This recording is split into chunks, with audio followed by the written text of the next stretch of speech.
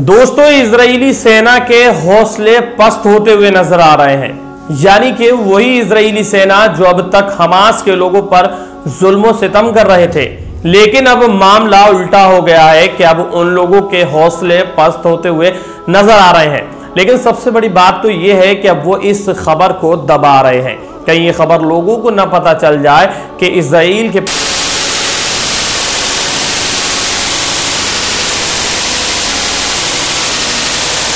पूरी रिपोर्ट आज की इस वीडियो में हम आप लोगों को बताने वाले हैं।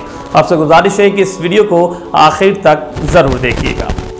हमास और हिजबुल्लाह द्वारा इजरायली सैनिकों की मौत से सेना का जो मनोबल है वो गिरता चला जा रहा है।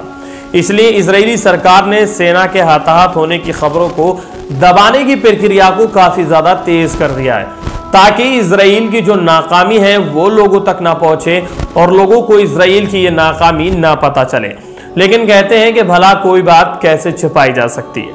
उत्तरी गाजा और दक्षिणी लेबनान में इजरायली सेना की हताहतों की संख्या काफी ज्यादा तेजी के साथ बढ़ रही है और ये भी अधिक परेशान करने वाली है, क्योंकि हथियारों की साथ साथ हवाई और जमीनी हमले शुरू करने के बावजूद इजरायली सेना हमास और हिजबुल्लाह कार्यकर्ताओं का मनोबल गिराने में असमर्थ रही। यानी कि जहां पर इजराइल सोच रहा था कि हम हमास के लोगों का मनोबल गिराएंगे, उनकी ताकत को खत्म करेंगे, उनके जज्बे को खत्म कर देंगे, लेकिन यहां तो उल्टा होता हुआ नजर आया।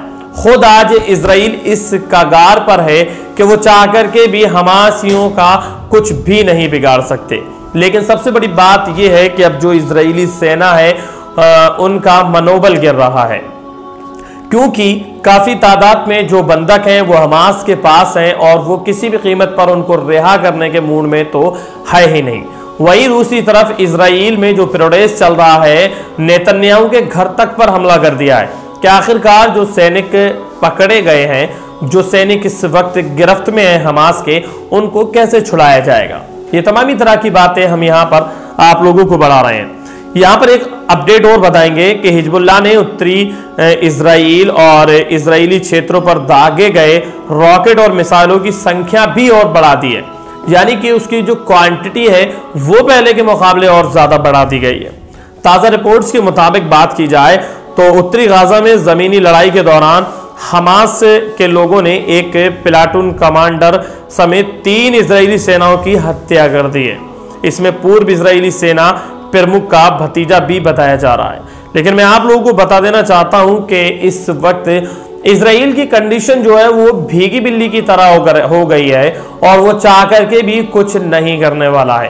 तमामी तरह से इस वक्त इजराइल घिरा हुआ नजर आ रहा है। यानी कि बहुत ही खास अपडेट है जो इस वक्त इजराइल की और हमास के लोगों के लिए ये भी खबर बहुत ज्यादा जरूरी है।